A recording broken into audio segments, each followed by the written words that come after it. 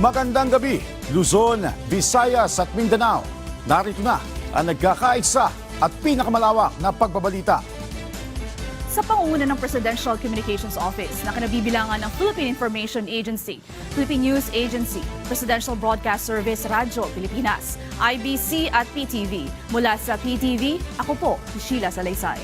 Ihahatid namin ng mga komprehensibo at mahalagang balita mula sa iba't ibang bahagi ng bansa. Mula sa PTV, ako po, si Joshua Garcia. Ito ang Balitang Pambansa. Ngayong gabi sa Balitang Pambansa, hindi lang kalidad ng edukasyon, maging istruktura at mga mismong mga eskwelahan mas pagbubutihin ng Marcos administration. Long drive ba ngayong Semana Santa? Alamin ang paghahanda hindi lamang ng mga sasakyan kundi na mismong magmamaneho. At maingay na party ipinagbawal sa isla ng Boracay simula sa Biyernes Santo.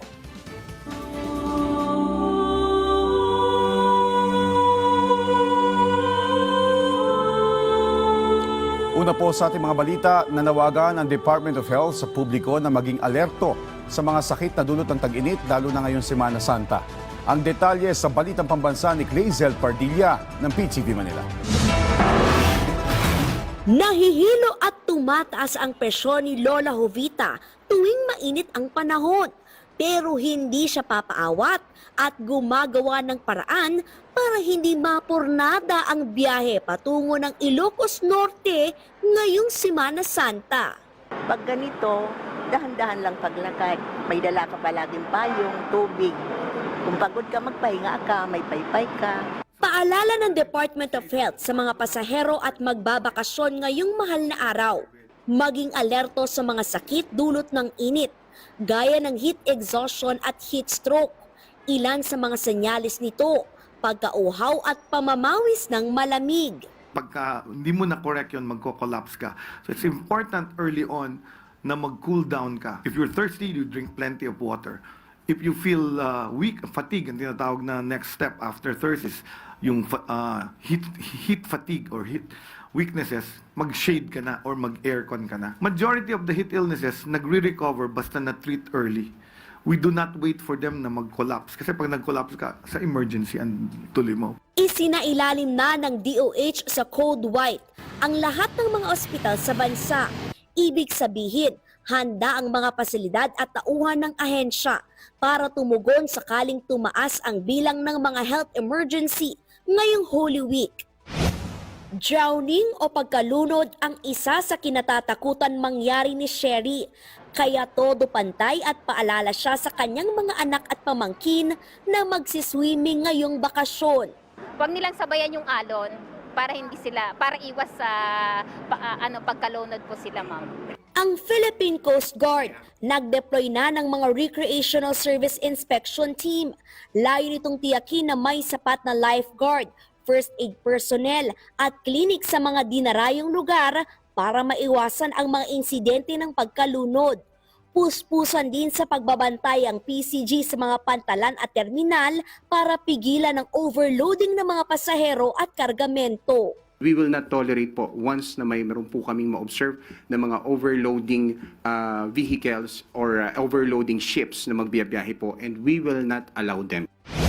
Naka-full alert din ang pambansang pulisya at nagtalaga ng 65,000 pulis para bantayan ang pinakamatataong lugar ngayong Semana Santa.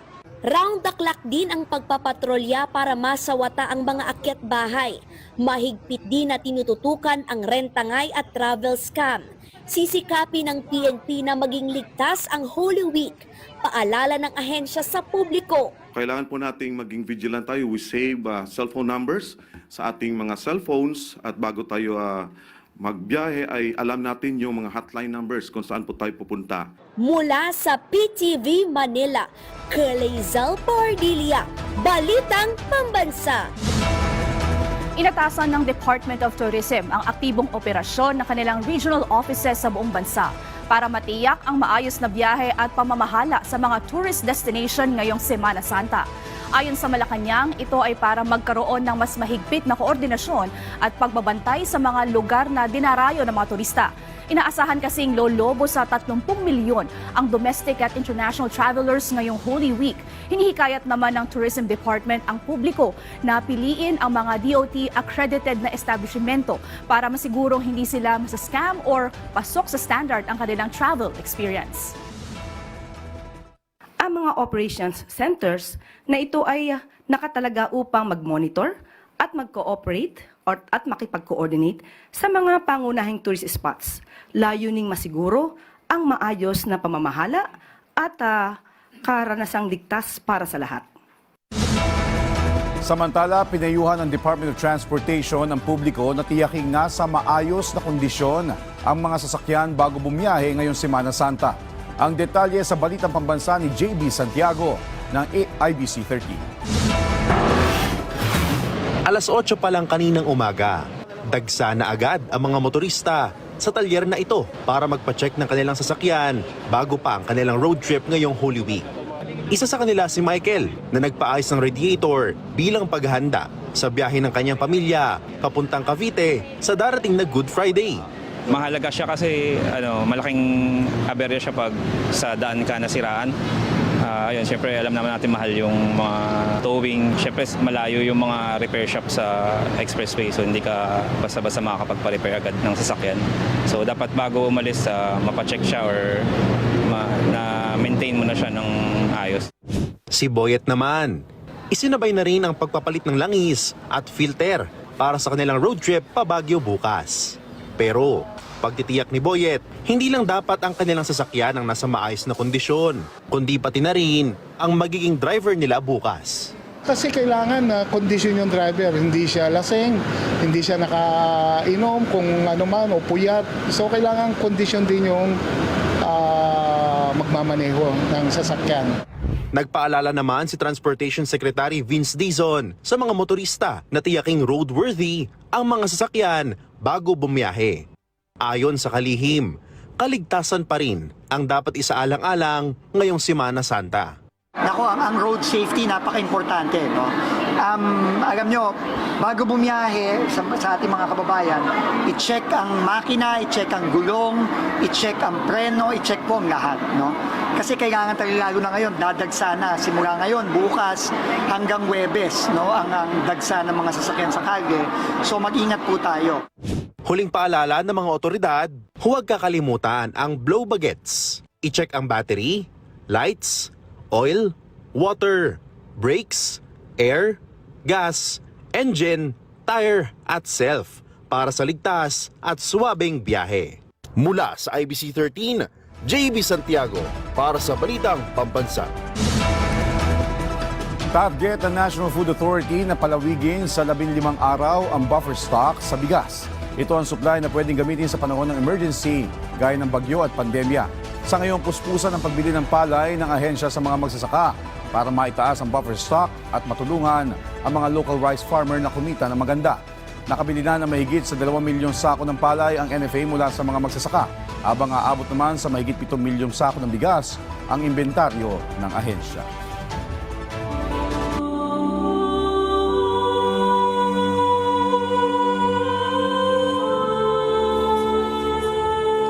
Patuloy na binabantayan ng pamunuan ng North Luzon Expressway ang daloy ng mga sasakyan dahil sa inaasahang pagbuhos ng biyahero ngayong Semana Santa. Alamin natin ang lagay ng trapiko doon sa Balitang Pambansa ni Ryan Lesigues live. Ryan? Joshua, sa kasalukuyan, tulad ng nakikita mo dito sa aking likuran, ay may konting build-up na ng mga sasakyan dito sa bahagi ng Balintawak Toll Plaza ng North Luzon Expressway. Pero wag daw muna mag-alala yung mga biyabiyahe ngayon papauwi sa kanilang mga probinsya para doon gunitain ang Semana Santa at long weekend dahil ayon sa pamunuan ng NLEX, wala pa hanggang sa mga oras na ito yung inaasahan na exodus ng mga sasakyan. Bago pa man magkabuhol-buhol ang traffic sa North Luzon Expressway o NLEX dahil sa inaasahang buhos ng mga biyahero, bumiyahe na ang pamilya ni Sara patungo sa Pangasinan para magbakasyon at doon nagunitain ang Semana Santa. Sabi ni Sara, sadyang inagahan daw nila na magbiyahe para di na sumabay sa exodus ng mga sasakyan bukas. Hindi naman daw problema sa kanila ang kanilang trabaho dahil naka-work from home naman sila. Kaya naman alas 9 pa lang kanina, umalis na sila sa kanilang bahay sa Calamba, Laguna.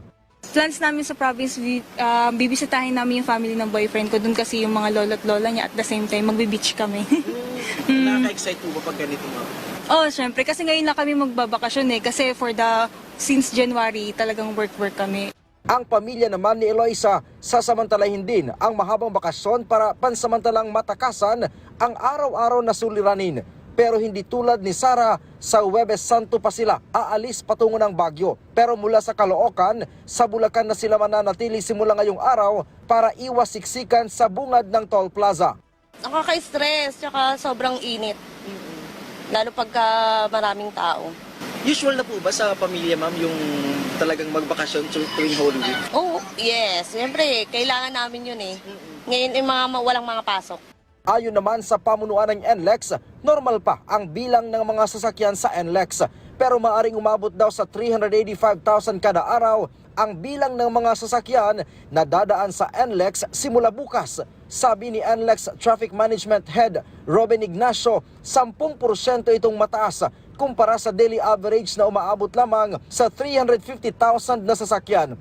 Upang makatulong naman sa pamamahala ng maayos na daloy ng mga sasakyan, sinabi ni Ignacio na ang lahat ng mga lane ay bukas 24/7. Magkakaroon din ng pagtaas ng deployment ng mga traffic personnel at ang lahat ng pagkukumpuni ng kalsada ay sususpindihin. At para matiyak na hindi mag-uusad pagong ang daloy ng mga sasakyan, magbubukas ng zipper lane sa southbound ng NLEX sa oras na magkaroon na ng exodus ng mga sasakyan palabas ng Metro Manila. Bubuksan din ang zipper lane sa northbound lane kapag nagsimulang bumalik ang mga motorista sa Metro Manila matapos ang Holy Week break.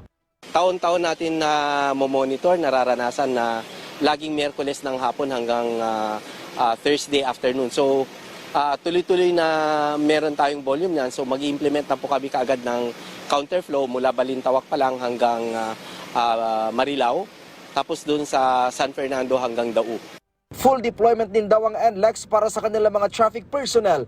Kabilang sa ide-deploy ang karagdagang traffic at toll operations personnel, kabilang ang security at incident response teams. Lahat po ng roadworks natin tinapos na po noong April 8. Open na po lahat yung ating lanes at tuloy-tuloy po yan hanggang Monday. And yun nga po, nag-implement na rin po kami ng free towing para sa mga Class 1 na vehicle noong April 9, 6 a.m. hanggang kahapon po ng 6 a.m. at itutuloy po ulit yan bukas. Joshua, batay sa pagtaya ng pamunuan ng NLEX ay kung ikukumpara nila yung dami ng mga sasakyan na dumaan dito nung nakarang taon, hindi daw kasi naabot yung sinasabing 10% na dagdag doon sa daily average ng mga sasakyan. Mas marami yung kanilang inaasahan ngayong Holy Week. Kung kaya't yung paalala nila, planuhing mabuti yung kanilang pagbiyahe bukas hanggang sa mga susunod na araw at siguraduhin na may mga load yung kanilang RFID. Bagamat dito sa Balintawak Toll Plaza, Joshua, kung saan tayo naroroon ngayon, ay meron pang nasa 4 hanggang 5 lanes na pwedeng tumanggap ng cash payment dito sa Toll Plaza. Pero mas mainam daw at hindi na makakadagdag doon sa pila ng mga sasakyan kung may load yung kanilang RFID. Nagpaalala din yung pamunuan ng NLEX na magdoble ingat at tiyakin lagi yung safe distance sa mga sasakyan para maiwasan yung kahalintulad na nangyari kagabi kung saan nagkarambola yung ilang sasakyan dito sa bahagi ng NLEX. Joshua. Maraming salamat Ryan Lasiges ng PTV Manila. Ngayong Martes Santo, silipin naman natin ang lagay ng mga biyahero sa Parañaque Integrated Terminal Exchange o PITX. Sa Balitang Pambansa ni Noel Talakay live. Noel? Sheila, andito ako ngayon sa Parañaque Integrated Terminal Exchange o PITX at sa mga oras na ito ay patuloy pa rin yung pagdating ng mga pasahero na gustong makauwi sa kanilang mga probinsya ngayong Holy Week. Doon Doon naman sa second floor ng PITX kung saan andoon yung mga bus na papuntang Bicol, Visayas at Mindanao. Ang mga pasahero na nandoon ay mga nag-aabang kung mayroon pang natitira mga ticket o may mga available pang mga bus. Ito sila yung mga chance passenger. Kaya naman yung iba sa kanila, Sheila, ay nakaupo na sa sahig, yung iba naman ay nakatulog na kaantay ng ticket at available na mga bus. Ganon din na, Sheila, yung sitwasyon dito sa first floor ng PITX. Mahaba-haba rin yung pila ng mga bus na papuntang Cavite. Mahigpit na rin na ipinapatupad ang security sa loob ng PITX. Nakabantay ang mga pulis sa loob ng terminal at mayroon na rin mga sniffing dog o mga canine dogs na nag-iikot dito. Katunayan, Sheila, may mga nakumpiskang mga ipinagbabawal na gamit sa loob ng terminal simula pa kahapon.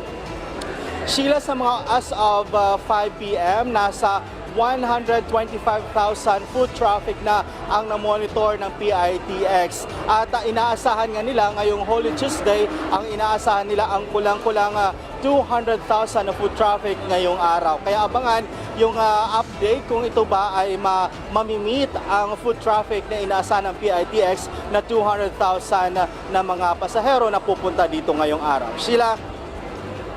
Maraming salamat, Noel Talakay ng PTV Manila.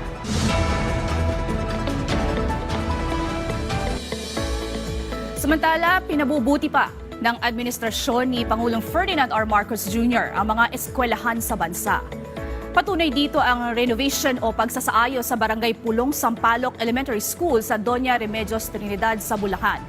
Layo ng proyekto nga ayusin ang mga paaralan para mas epektibong makapaghatid ng edukasyon at mas maging komportable ang mga estudyante. Ang proyektong ito ay bunga ng pagtutulungan ng 51st Engineer Brigade ng Armed Forces of the Philippines at ng 356th Expeditionary Civil Engineer Group ng United States Air Force. Refleksyon dito ng matibay na dedikasyon ng parehong sandatahang lakas ng Pilipinas at Estados Unidos sa pagtupad ng mga makabuluhang proyekto para sa mga komunidad. Malaking bagay ang pagpunta ng humanitarian team ng Pilipinas sa Myanmar, lalo't pag naghahanda ang Pilipinas sa posibleng pagtama ng The Big One. Ang detalye sa balitang pambansa ni Kenneth Pasyente mula PTV Manila. Ngayong balik bansa na ang humanitarian team ng Pilipinas na nagtungo sa Myanmar, hindi lamang karanasan ng kanilang bitbit kundi pati na ang aral sa naging epekto ng 7.7 na lindol doon. Ayon sa Health Department, malaking bagay para sa bansa ang pagpunta roon ng grupo. Lalo't nakikitang pagkakataon ito ng ahensya sa paghahanda sa posibleng pagtama ng The Big One sa bansa, lalo na sa pagresponde.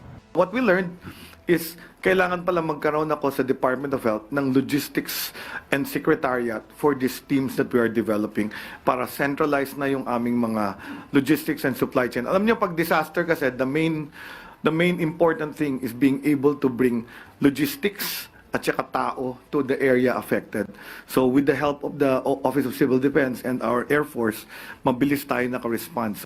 Sinabi rin ni Herbosa na makakatulong ang mga na-deploy sa Myanmar na mag-train ng mga future responder bilang paghahanda sa mga kalamidad sa hinaharap. We're going to do continuous training and improvement. In fact, this is my instruction to Dr.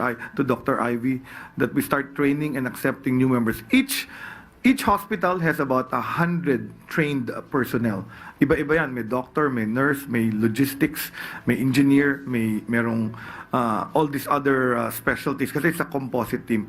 And then we continue to get young people to be trained in it. The beauty is na umpisahan na natin. And then these hospitals are also the ones trying to train the other ones that want to be WHO verified. Mayorya ng mga miyembro ng grupo ay mula sa Eastern Visayas na biktima ng Bagyong Yolanda noong 2013. Sa ilang araw nilang pananatili roon, umabot sa 100 pasyente kada araw ang kanilang natutukan at nabigyan ng atensyong medikal. Bagaman hindi raw madali ang karanasan, malaking bagay nila na nakatulong ang Pilipinas sa mga biktima ng 7.7 na lindol doon. On entering the place po, may mga nakita po kaming mga streets na mga wasak po yung bahay. So they placed us in this center ng PNMINA para po siyang an open space.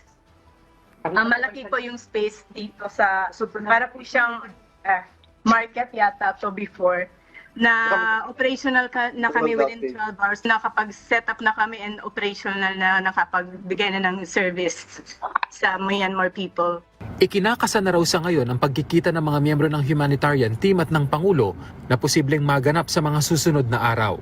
Mula PTV Manila, Kenneth Pasyente, Balitang Pambansa. Samantala, puspusa na ang pagbabantay sa seguridad ng mga pasahero sa isang bus terminal sa Quezon City dahil sa inaasahang pagdami ng biyahero na uuwi sa probinsya ngayong Semana Santa. May Balitang Pambansa si Bien Manalo live. Bien? Joshua, mas pinaigting ng pulisya ang seguridad at pagbabantay dito sa isa sa mga bus terminal sa Quezon City na dinadagsa ng mga pasaherong papauwi ng probinsya tuwing Holy Week. Samantala, kasado na ang pamunuan ng bus terminal sa inaasahang influx ng mga biyahero ngayong Semana Santa.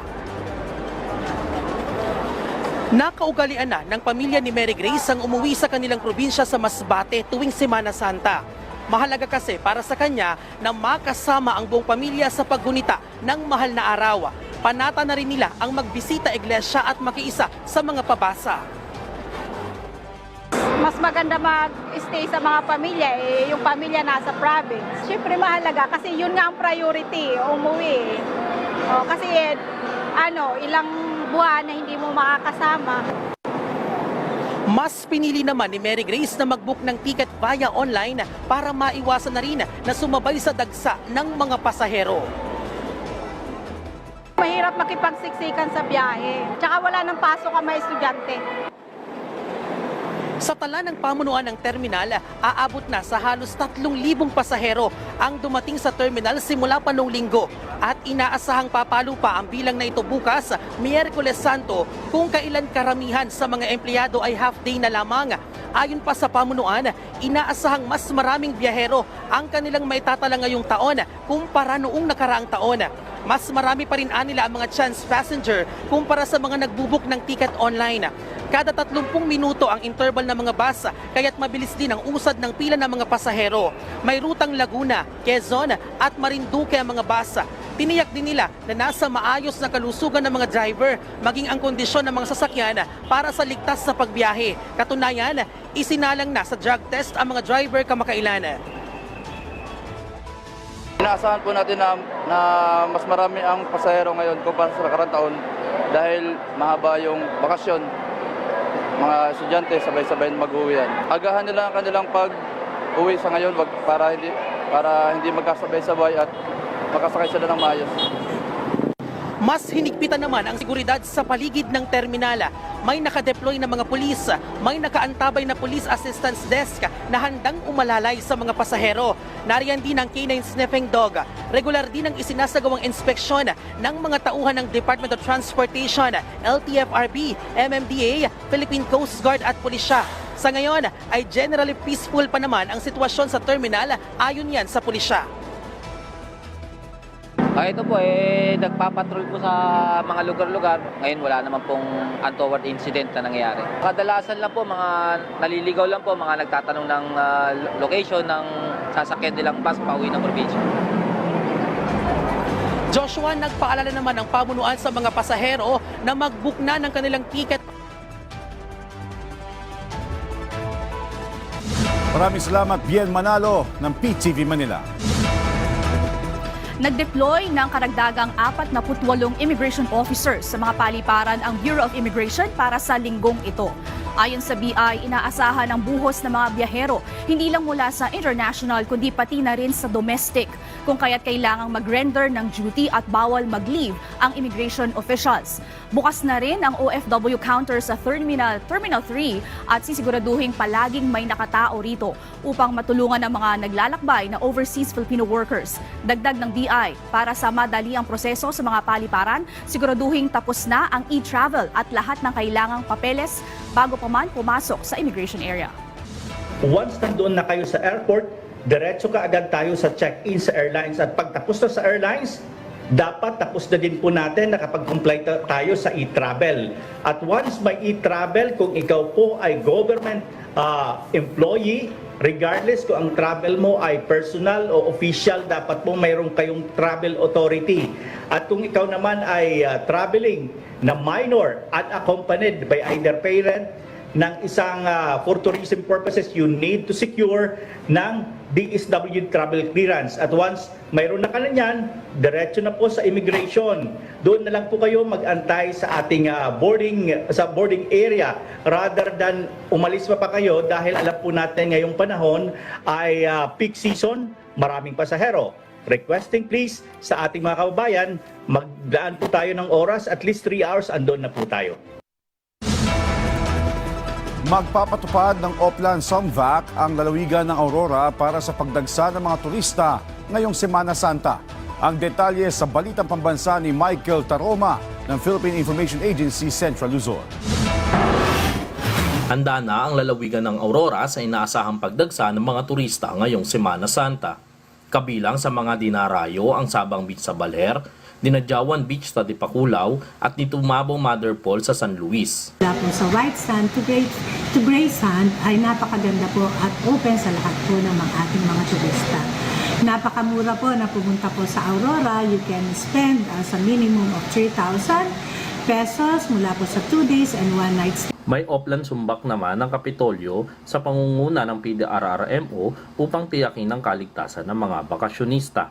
Mula sa Philippine Information Agency Gitnang Luzon, Michael Taroma para sa Balitang Pambansa. Bawal ang maingay sa isla ng Boracay sa Biyernes Santo. Ito ang inihayag ng lokal na pamahalaan ng Malay Aklan. Dahil dito bawal ang maingay na party at iba pang aktibidad sa isla sa Biyernes Santo.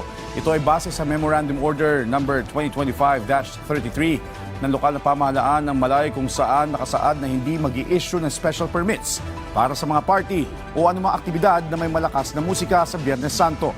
Ang nasabing ban ay magsisimula ng alas 6 ng umaga sa Abril 18 hanggang alas 6 ng umaga ng Abril 19. Samantala, hinihikayat ng National Irrigation Administration ang mga magsasaka sa Albay na may utang sa patubig na mag-apply sa condonation program. Ang detalye sa Balitang Pambansa ni Gary Carillo ng Radyo Pilipinas Albay. Nakahinga ng maluwag ang mahigit 20 magsasaka sa Albay matapos mabura ang kanilang pagkakautang sa patubig. Iginawad na kasi sa kanila ng National Irrigation Administration ang Certificate of Condonation and Exemption para sa irrigation service fee na nagkakahalaga ng 1.7 million pesos. Base kasi sa Republic Act 10969, libre ng irrigation service fee simula 2018 hanggang ngayon. Pero kailangan pa rin nilang applyan ng condonation yung 2017 pababa ng ang kanilang bank account or ang kanilang pagkakautang. Target ng NIA Albay Catanduanes Irrigation Management Office na palawakin pa ang programa upang mapakinabangan ng iba pang barangay na sakop ng South Kinale at Kabilugan San Juan. Layunin nito na mapagaan ang pasanin ng mga magsasaka at mapalakas pa ang kanilang kakayahan sa pagtatanim at pag-aani. Inikayat ko po ang mga farmers ng Albay na mag-apply ng condonation program natin para mawala kanilang ISF bank account o kanilang pagkakautang sa irrigation service fee. Ang mga ganitong tulong sa mga magsasaka ay bahagi ng pagsusumikap ng pamahalaan para sa mas inklusibo at mas produktibong kaunlaran sa sektor ng agrikultura sa Bicol Region, alinsunod na rin sa Free Irrigation Service Act. Mula sa Radyo Pilipinas Albay, Gary Carillo para sa Balitang Pambansa. Nakahanda na ang Department of Environment and Natural Resources sa rehiyon ng Cagayan Valley para magbantay laban sa mga illegal logger. Ang detalye sa Balitang Pambansa ni April Racho ng Radyo Pilipinas Tugigaraw. Kahit Semana Santa, nakaalerto pa rin ang Department of Environment and Natural Resources o DNR sa pagbabantay laban sa mga illegal logger o nagtutroso sa Lambak, Cagayan. Sa panayam ng Radyo Pilipinas Tugigaraw, sinabi ni DNR Regional Executive Director Gwendolyn Bambalan na simula kahapon may mga tauhan na silang nakaposte sa iba't ibang bahagi ng rehiyon para mapigilan ang paglalabas ng mga ipinagbabawal na forest resources gaya ng mga pinutol na punong kahoy. Kung wala po tayong itatalagang mga personnel or employees na magbabantay sa ating mga kalsada, sa ating mga kabundukan, ay possible po no, na magkakaroon tayo ng mga hopefully not naman ng mga unauthorized shipment as I have mentioned. Bukod sa mga nagbabantay sa exit points, naglagay pa ng monitoring stations ang DNR sa iba pang lugar sa rehiyon, kabilang narito ang mga pantalan at paliparan. Magsasagawa rin ng mobile monitoring activities para maharang ang anumang tangkang pagpuslit ng mga kahoy at iba pang buhay ilang o wildlife. We have already established wildlife traffic monitoring units, no? But that will not only cover wildlife, but even yung mga unauthorized shipment nga po ng ating mga forest products. Iwala ang DNR na sa tulong ng PNP, Philippine Army, BFP, CAAP at iba pang ahensya ng pamahalaan, magiging epektibo ang kanilang O-Plan Holy Week. Mula sa Radyo Pilipinas, Tuguegarao, April, Salucan Ratio para sa Balitang Pambansa. At dyan po nagtatapos ang 30 minutong ulat sa bawat sulok ng bansa. Samahan niyo kami muli mamayang alas 9:30 ng gabi para sa updated at pinalakas pang balitaan. Mula sa PTV, ako po si Josh Garcia. Ito ang pinalawak na puwersa sa panguno ng Presidential Communications Office, kabilang ang Philippine Information Agency, Philippine News Agency, Presidential Broadcast Service, Radyo Pilipinas, IBC at PTV. Mula sa PTV, ako naman po si Sheila Salaysay. Hatid sa inyo ang komprehensibong paghimay sa mahalagang usapin. Dito lang sa Balitang Pambansa.